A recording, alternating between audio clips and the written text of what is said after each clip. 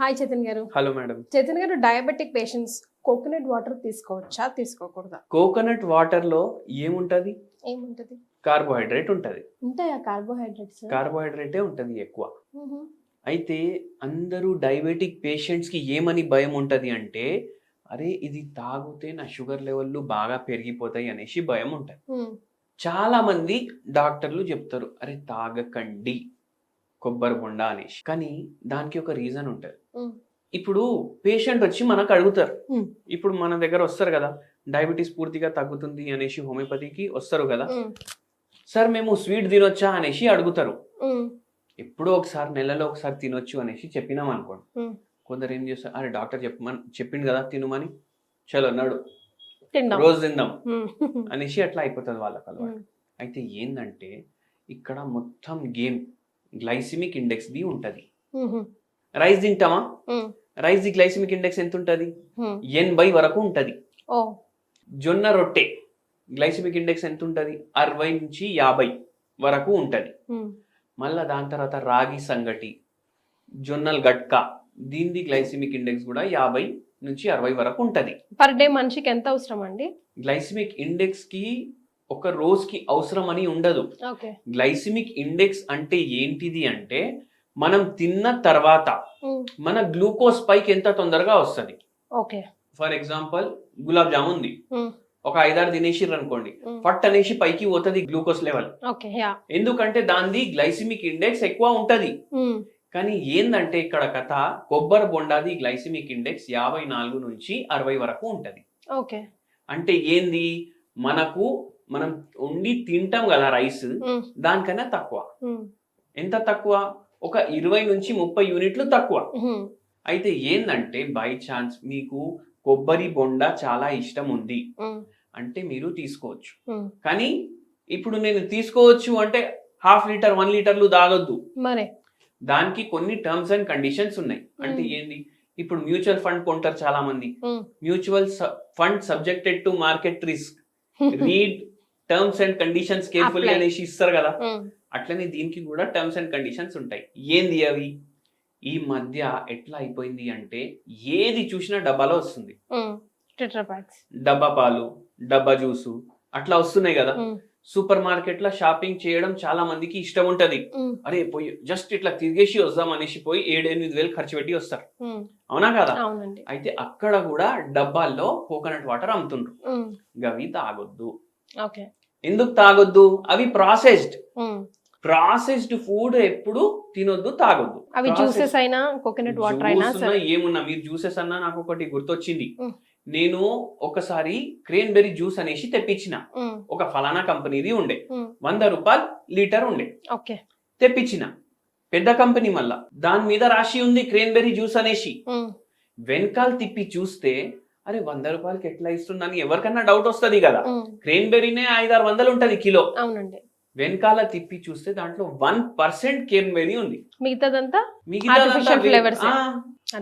మళ్ళా డబ్బా మీద న్యాచురల్ అనేసి పేరు మీద జ్యూస్ అమ్ముతున్నారు వాళ్ళు. అయితే ఏంటంటే మీరు కోకోనట్ వాటర్ అందుకే డబ్బాలది కొనకండి. కొబ్బరి బొండ ఎక్కడైతే ఫ్రెష్ గా అమ్ముతుండ్రో వాళ్ళ దగ్గరే కొనండి. సెకండ్ రూల్ ఏంటంటే, దాంట్లో ఎక్కువ స్వీట్ ఉండేటివి కూడా వాళ్ళకి అర్థమవుతుంది. అన్న జర ఎక్కువ స్వీట్ ఉండేది ఇవ్వు అనేసి చెప్పకండి, జర సప్పగా ఉన్నదే ఇవ్వమని చెప్పండి. అప్పటికప్పుడు ఓపెన్ చేయడం, అప్పటికప్పుడు తాగడం, అది మీరు మైండ్ లో పెట్టుకోండి. ఏదైతే ఎక్కువ గ్రీన్ ఉంటాయి కదా, అవి ఎక్కువ స్వీట్ ఉండవు. అయితే ఇవి మీరు మైండ్ లో పెట్టుకోండి. లోపల కొబ్బరి అది తినొద్దు. మళ్ళా ఇంకోటి ఏంటంటే, వెరీ వెరీ ఇంపార్టెంట్, క్వాంటిటీ. 1/2 లీటర్లు 1 లీటర్లు కాదు. మీరు తాగితే 100 ml లేదంటే 200 ml ఒక టీ లాగా అట్లా తాగండి. మంచిగా ఉంటది. మీకు ఏంటంటే గ్లూకోజ్ స్పైక్ దీంట్లో మెల్లగా రావడం వల్ల చాలా సేపు తర్వాత మెల్లగా పెరుగుతుంది glucose. And diabetics patient specially వాళ్ళకు ఇన్సులిన్ రెసిస్టెన్స్ డెవలప్ అయింది వాళ్ళ బాడీలో. దాని వల్ల గ్లూకోజ్ యూటిలైజ్ చేసుకోలేకపోతున్నారు, బ్రేక్ డౌన్ చేసుకోలేకపోతున్నారు, దాన్ని మెటబలైజ్ చేసుకోలేకపోతున్నారు దాన్ని. అయితే వాళ్ళు ఏం చేయాలంటే, ఒకవేళ మీరు హోమియోపతి వాడుతున్నారు అనుకోండి, ప్రీ డయాబెటిక్ లెవెల్ ఉంది అనుకోండి, మీకు అసలు మందు లేకుండానే మీరు రివర్స్ చేసుకోవచ్చు. ఫుడ్ తోనేనా? ఫుడ్ తోటి జర వాకింగ్ ఫిజికల్ యాక్టివిటీ స్టార్ట్ చేసి ఒక 5 కిలోలు తగ్గిపోతే మీది తగ్గిపోతుంది, మళ్ళీ నాన్ డయాబెటిక్ రేంజ్ కి వస్తుంది. అట్లానే మెయింటైన్ చేసుకోండి. కానీ చాలా ఎక్కువ ఉందంటే మీరు హోమియోపతి మందులు వాడుతూ ఫిజికల్ యాక్టివిటీ చేసుకుంటే మీరు కొబ్బరి బొండ తాగొచ్చు. అండ్ వెరీ ఇంపార్టెంట్లీ స్లీప్ మంచిగా ఉండాలి. బయట ఏది పడితే అది తినొద్దు. ఇవి మైండ్ లో పెట్టుకోండి పాయింట్స్. అయితే హోమియోపతి మీరు ఇచ్చినప్పుడు మీ ఫస్ట్ టార్గెట్ ఏముంటుంది? డయాబెటిక్ పేషెంట్ కి ఏం ట్రీట్ చేయాలని ఉంటుంది? వాళ్ళ మెటబాలిజమా, వెయిట్ రేంజా? అంటే ఫస్ట్ మీ ఫోకస్ దేనికి ఉంటుంది? అయితే ఏముంటదంటే ఏ పేషెంట్ వచ్చినా మనం ఒకటి అడుగుతాం. ఇప్పుడు డయాబెటిక్ పేషెంట్ వచ్చిండ్రు అనుకోండి, వాళ్ళకు ఓన్లీ డయాబెటీసే ఉండదు, దానివల్ల వచ్చే సైడ్ ఎఫెక్ట్లు కూడా చాలా ఉంటాయి. కొందరికి నరాల నొప్పి ఉంటది. ఎట్లా సార్, అరికాల్లో విపరీతంగా మంటలు వస్తున్నాయి. అదే అంటే ఊరికే ర్యాండమ్ గా వెళ్ళి డయాబెటిక్ టెస్ట్ అయితే చేయించుకోం కదా, ఏదో బాధ అయితేనే వెళ్తాం. మళ్ళా కొందరేమో తొడ నొప్పులు అవుతున్నాయి, కొందరేమో చేతిలో తిమ్మిర్లు అవుతున్నాయి, కొందరికి మూత్రం కొద్ది సేపటికి వస్తుంది. అయితే అటువంటి టైమ్స్ లో ఏమైతుందంటే మనం పేషెంట్ కి అడుగుతాం, మీకు ఫస్ట్ అండ్ ఫార్మోస్ట్ ఏం తగ్గాలి? పేషెంట్ ఏమంటారు, సార్ నాకు ఇట్లా బాత్రూమ్ కి వెళ్ళేటప్పుడు వరకు మూత్రం వచ్చేస్తుంది, అది ఆగాలి నాకు ఫస్ట్. దాన్ని టార్గెట్ చేస్తూ ఇన్సులిన్ రెసిస్టెన్స్ తగ్గడానికి కూడా మందు కలుపుతాం ఫస్ట్ విజిట్ నుంచి.